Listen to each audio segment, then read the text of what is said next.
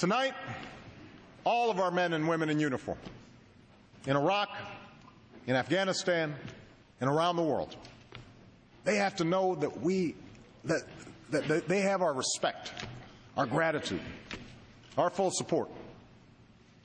And just as they must have the resources they need in war, we all have a responsibility to support them when they come home.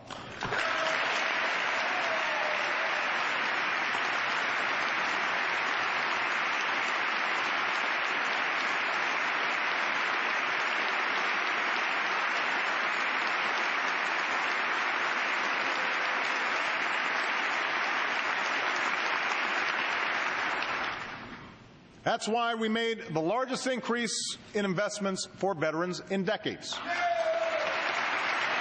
Last year.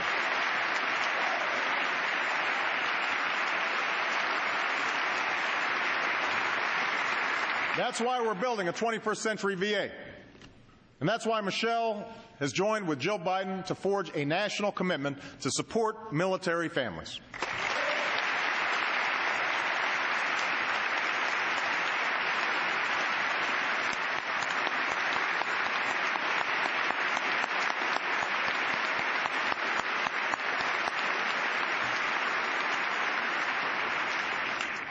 Now, even as we prosecute two wars, we're also confronting perhaps the greatest danger to the American people, the threat of nuclear weapons.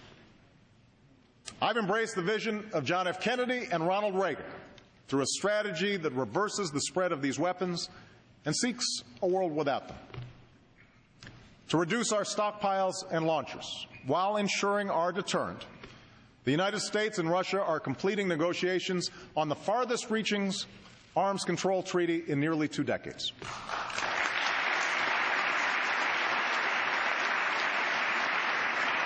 And at April's Nuclear Security Summit, we will bring 44 nations together here in Washington, D.C. behind a clear goal: securing all vulnerable nuclear materials around the world in 4 years so that they never fall into the hands of terrorists.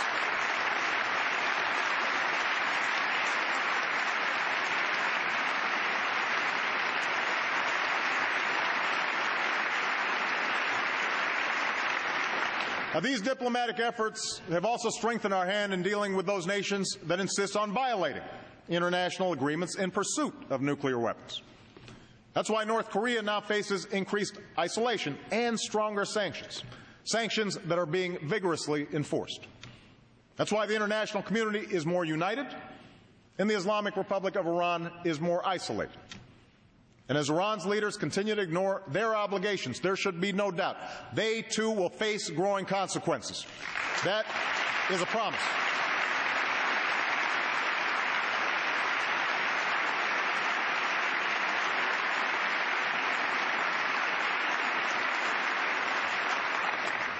That's the leadership we are providing.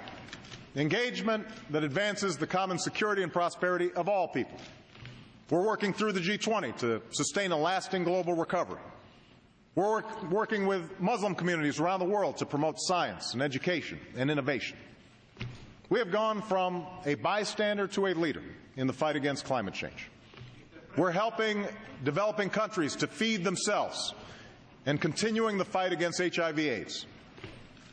And we are launching a new initiative that will give us the capacity to respond faster and more effectively to bioterrorism or an infectious disease, a plan that will counter threats at home and strengthen public health abroad. As we have for over 60 years, America takes these actions because our destiny is connected to those beyond our shores. But we also do it because it is right. That's why, as we meet here tonight, over 10,000 Americans are working with many nations to help the people of Haiti recover and rebuild.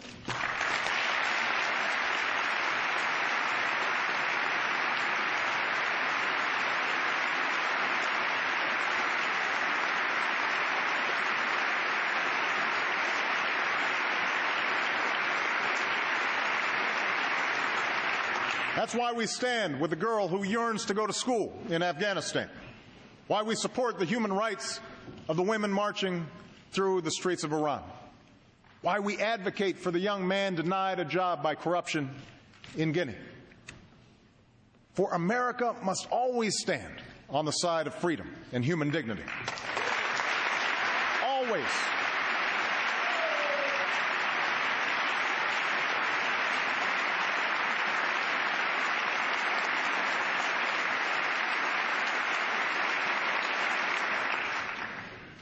Abroad, America's greatest source of strength has always been our ideals.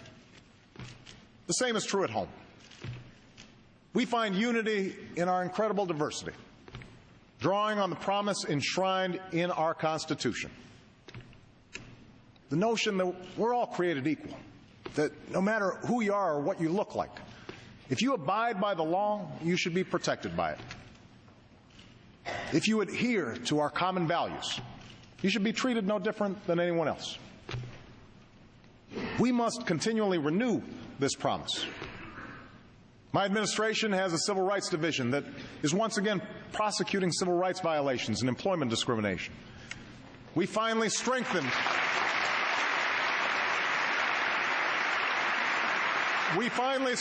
our laws to protect against crimes driven by hate.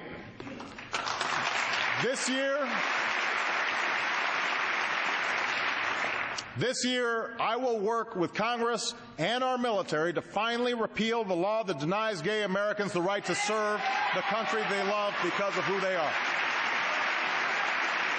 It's the right thing to do.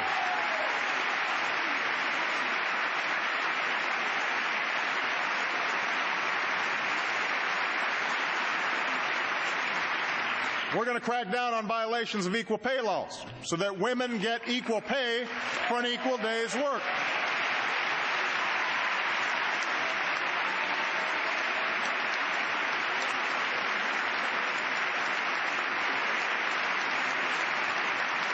And we should continue the work of fixing our broken immigration system to secure our borders and enforce our laws and ensure that everyone who plays by the rules can contribute to our economy and enrich our nations.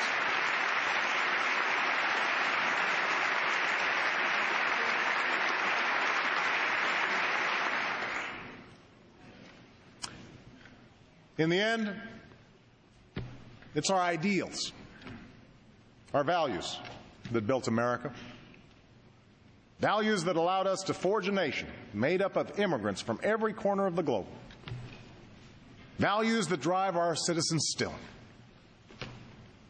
Every day, Americans meet their responsibilities to their families and their employers. Time and again, they lend a hand to their neighbors and give back to their country. They take pride in their labor and are generous in spirit.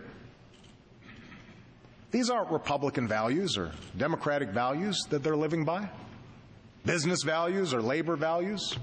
They're American values.